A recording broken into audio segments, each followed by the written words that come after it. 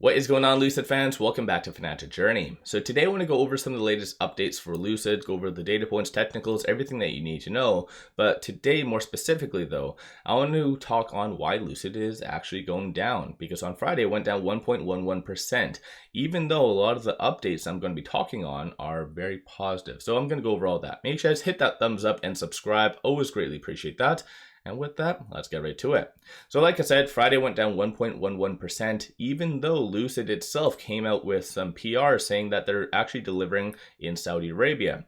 Faisal did an interview as well, on which he did say that hundreds of vehicles are going to be delivered over the coming months, which is still fairly good. This is exactly what people have been wanting. And some of the latest news as well was this: China. Definitely this came out of left field. They kind of gave hints on occasion about them wanting to expand to China, but nothing really credible. So definitely I think this is going to work out in Lucid's favor.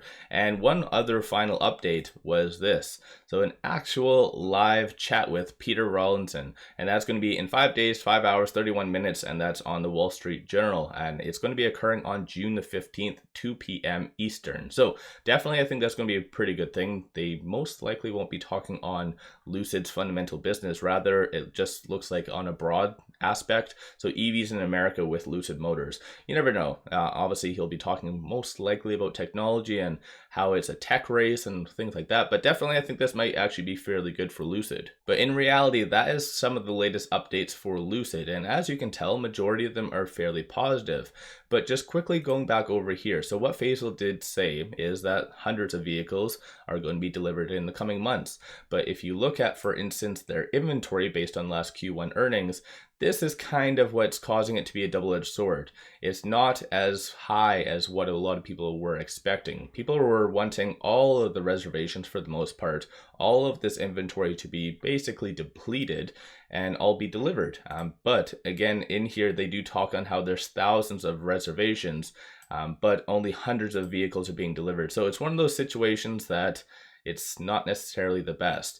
And unfortunately, when it comes down to China, China is going to be very costly for Lucid. As far as expenses, we can already tell based on their last couple earnings as well, just their expenses have just been ballooning out of control. This is why they had to lay off roughly around 18% of their staff. I think it ultimately worked out to be only 15%, based on what I've seen and heard, but still, regardless, 15 or 18%, doesn't matter, still is substantial. And it kind of does signal the fact that they did lose control of their expenses, but now they're talking on expansion to China, which is good because there's a huge amount of demand there, and Lucid's doing a very good job of hitting those areas that have good demand. But I feel like they are turning into a little bit more of a Polestar kind of scenario, and Polestar has a whole different issue level among themselves as well. And plus, price point, you can't really compare Lucid to Polestar. So it's one of those scenarios that in reality, I think investors do like this, that they're expanding and they're following through with their commitment. But as far as expenses and balance sheet wise, I don't think that's fairly good. Over and above that, there is this. So that whole partnership, so strategic partnership between Tesla, Ford, and GM, even though it's only for charging and things like that, it's still one of those things that they are moving in unison.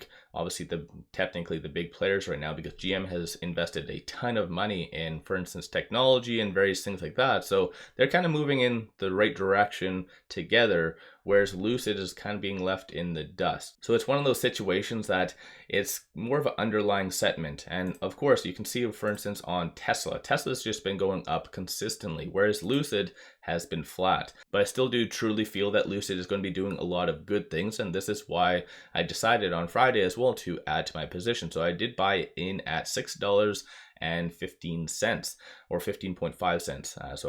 But again, it's one of those scenarios that it's near the 52-week low. It's completely hammered, and that is just largely because of a lot of the things I mentioned. Just their expenses are out of control. And even despite the PIF supporting them, which of course I think that's fairly good, a good safety net, ultimately, whatever they do buy, meaning the PIF, still just results in dilution. I think a lot of people were just freely throwing that out too commonly, just saying that, well, the PIF is always going to just give them money when needed. But I think it's, once again, another double-edged sword that, yes, it's fairly good that the PIF is going to be increasing their position, but that does result in dilution, and that only hurts existing shareholders. So it's once again one of those scenarios. But over and above that, let me know you guys' thoughts on all of the things that I mentioned. Is there any other aspects that you feel is causing Lucid to go down? Is it the sentiment? Is it shorts? What is your take on all of that? More specifically though, when it came down to shorts on Friday, they were doing a lot of interesting things. So I'll give you guys a quick overview. So short score is currently 82, utilization is 83.71%. And as far as what shorts did on Friday, they did increase pretty significantly. So 10.6 million shares. 16.27% of the free float is in fact being shorted, and that works out to be 133.11 million shares overall. Cost to borrow average is 6.66%. So again, it's one of those scenarios that it's not necessarily the best.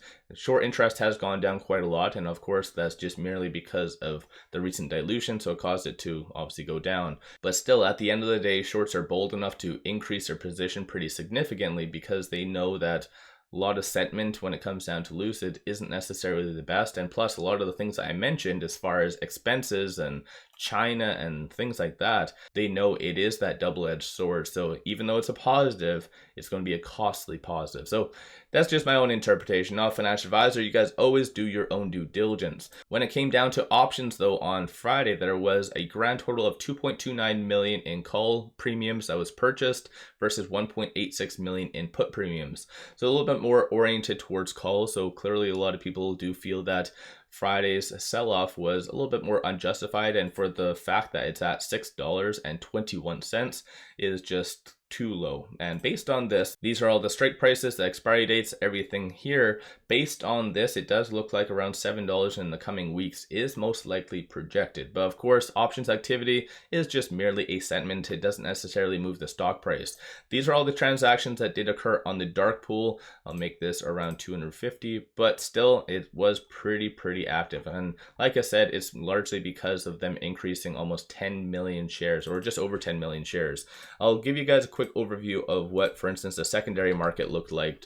So these are all the transactions, one of which was fairly large, so 8.94 million, but it does look like it was a sell, and you can always tell that based on the bid, the ask, and the selling price. And then there was 1.91 million first thing in the morning, but similarly, that does look like that was a sell. So again, it's one of those scenarios that it's gone and done at 180, because a lot of institutions over the previous couple of weeks were massively just buying in handfuls as much as they could. But today, or I guess on Friday, was a whole different story. So let me know you guys' thoughts on all of that in the comments below. As far as some other data points, so with it being at $6.21, it is surprisingly below the S3, and that's looking at the one-day chart. So moving a little bit closer, it is currently between this S2 and S1 because they did get below the 624, which is very unfortunate. But still, that's something that you need to be aware of. So 624 going into next week is a good amount of resistance, and $5.79 is the support level. But despite what has happened, looking for instance at stochastic, there is a bearish sentiment right now,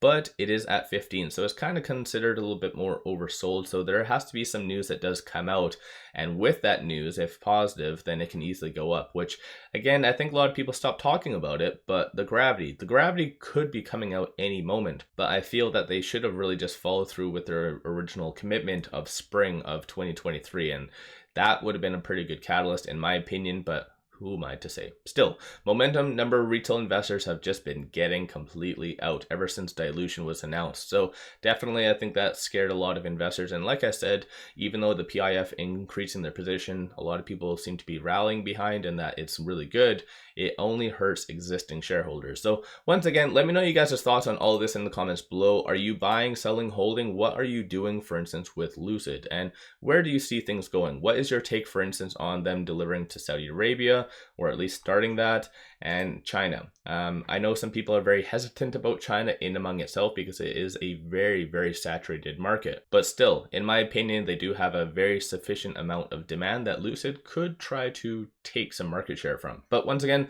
let me know you guys' thoughts. Don't forget to hit that thumbs up and subscribe. I always greatly appreciate that.